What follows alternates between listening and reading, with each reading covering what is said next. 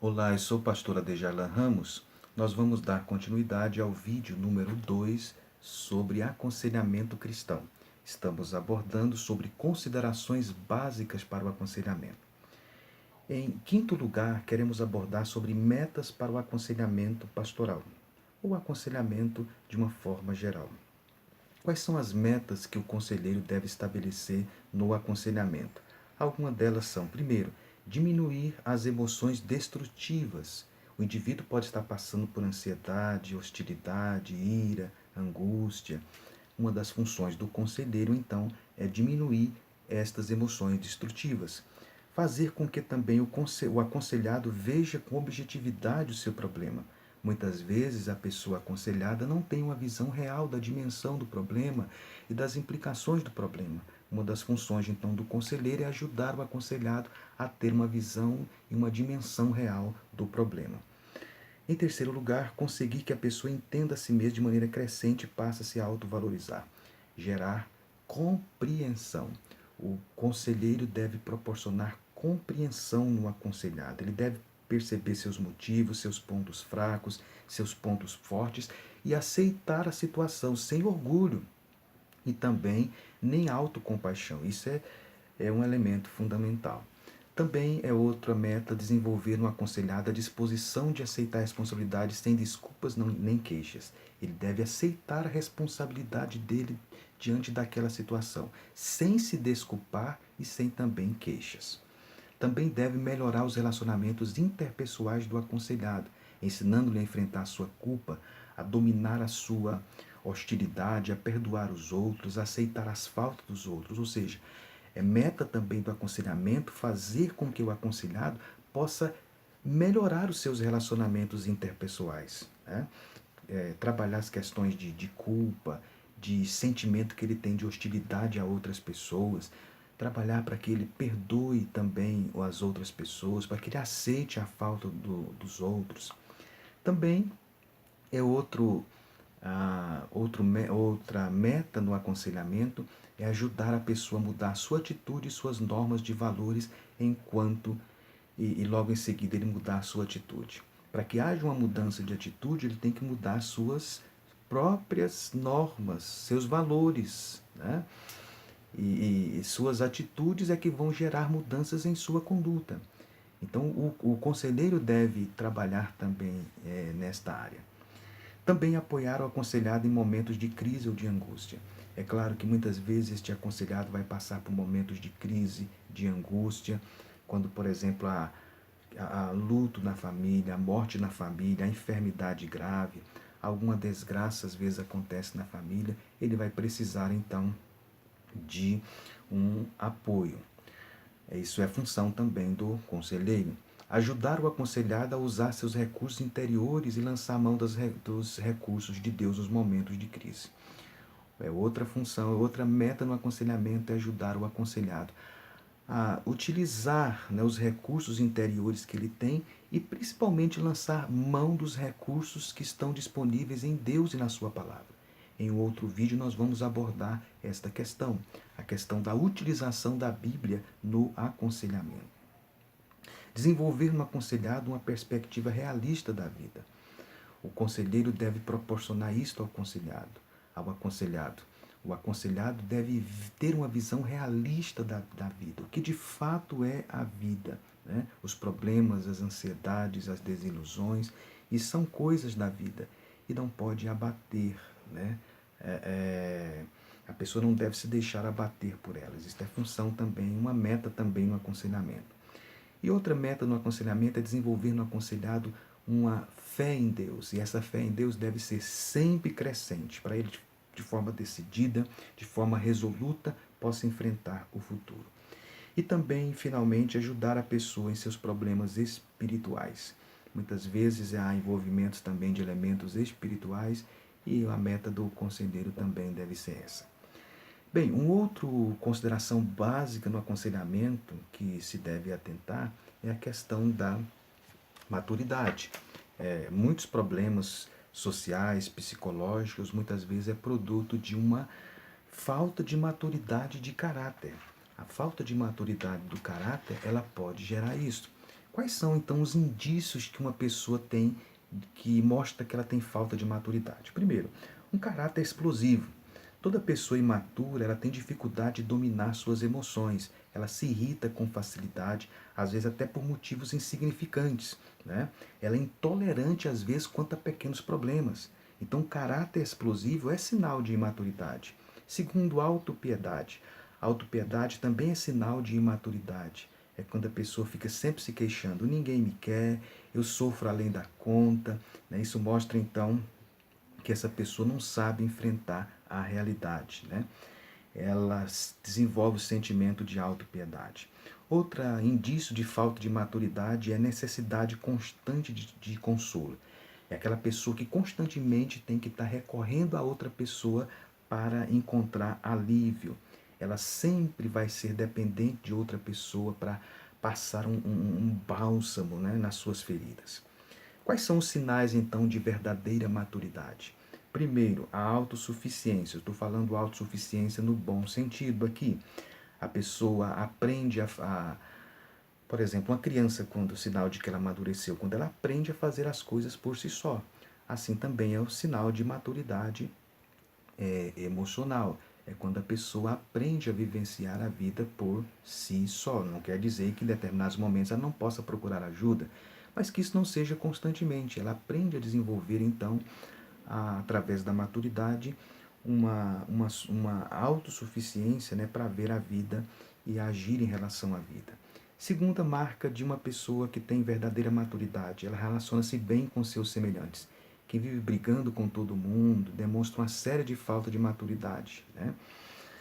Também a questão do autodomínio. O autodomínio também é sinal de verdadeira maturidade, é quando a pessoa sabe se governar, né? Governar a si mesmo. Mesmo quando as emoções se alteram, ela tem domínio, ela tem controle, ela se governa a si mesma, ela mantém o equilíbrio em todas as situações, seja diante do sucesso, do perigo, seja diante do fracasso, enfim. Essa pessoa nunca dá rédeas soltas, né, para os seus impulsos, inclusive em relação também à língua. A Bíblia fala sobre isso na carta de Tiago. Outra marca de maturidade é a aceitação do sofrimento. A vida proporciona sofrimento e nós devemos então aceitar até esse determinado nível é plenamente razoável, porque nós temos os efeitos do pecado.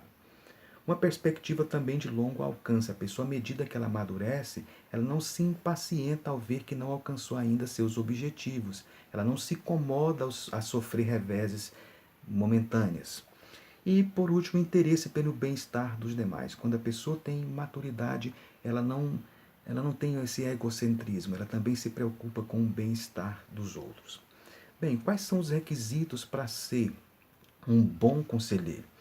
Primeira coisa, para ser um bom conselheiro, nós estamos falando sobre considerações iniciais básicas para o aconselhamento. Em primeiro lugar, é necessário que a pessoa seja tratável, sociável, acessível.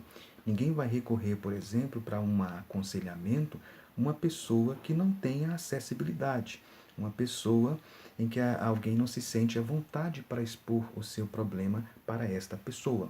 Então, o conselheiro deve ter essa característica, ele deve ser tratável, social e acessível. Ele deve também reunir alguns traços pessoais, né? É importante, por exemplo, que ele seja sensível às necessidades, os desejos, problemas e frustrações das pessoas. Ele tem que ter sentimento, é o que se chama de empatia, né? Se sensibilizar com o problema que o outro está enfrentando, né?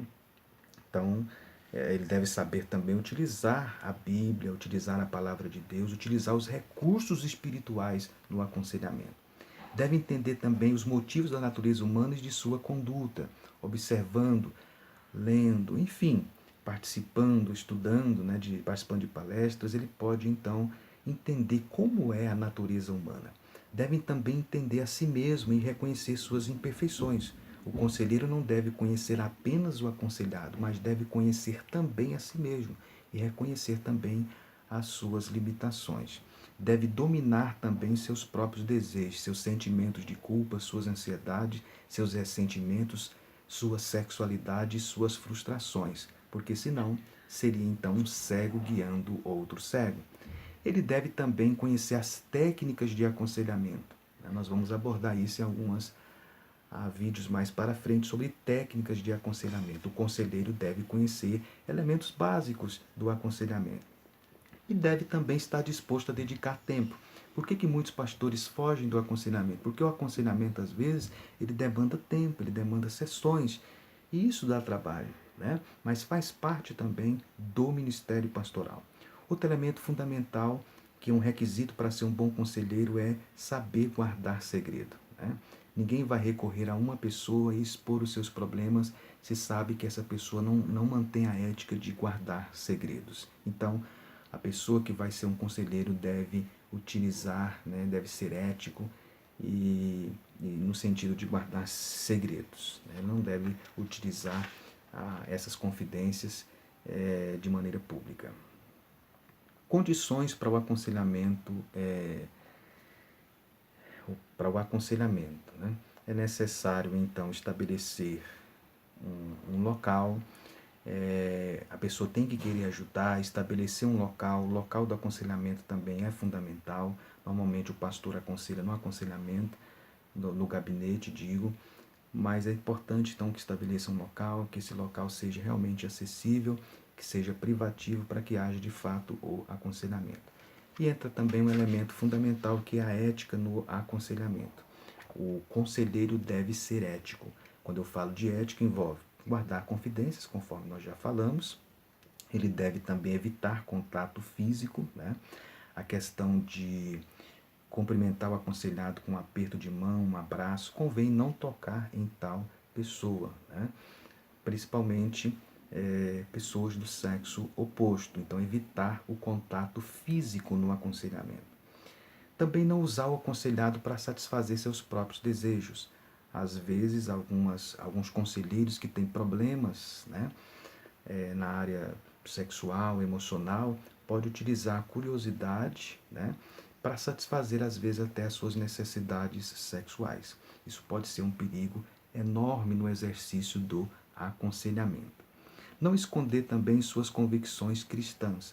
O conselheiro, já que ele é um conselheiro cristão, ele não pode nunca esconder suas convicções cristãs. Quando eu falo de convicções cristãs, eu estou falando de convicção de que a Bíblia é a palavra de Deus, de que a oração é um recurso inestimável, fundamental. Oração é falar com Deus, ela tem resultados, ela é eficaz. Enfim, são então convicções cristãs. E também não tentar convencer o aconselhado a continuar recebendo conselho. Muitas vezes o próprio aconselhado não quer mais receber conselhos.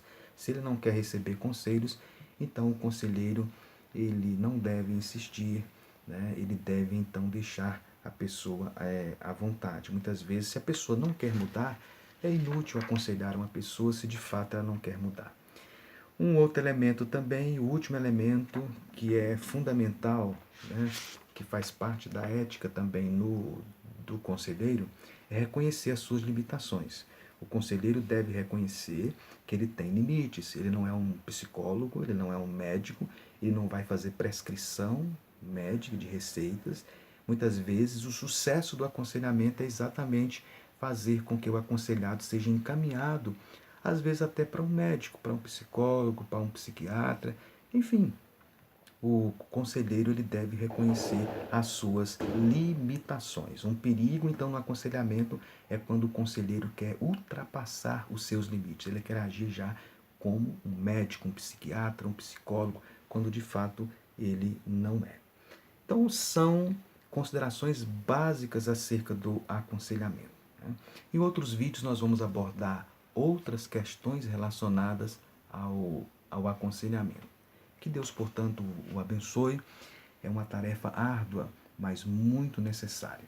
Que Deus abençoe a todos que estão ouvindo esse vídeo, que você possa compartilhar. E nós vamos ter mais vídeos relacionados ao aconselhamento cristão, que é um elemento fundamental e necessário nos dias que nós estamos vivendo dentro do âmbito comunitário, dentro do âmbito da igreja, do âmbito familiar. Que Deus nos abençoe.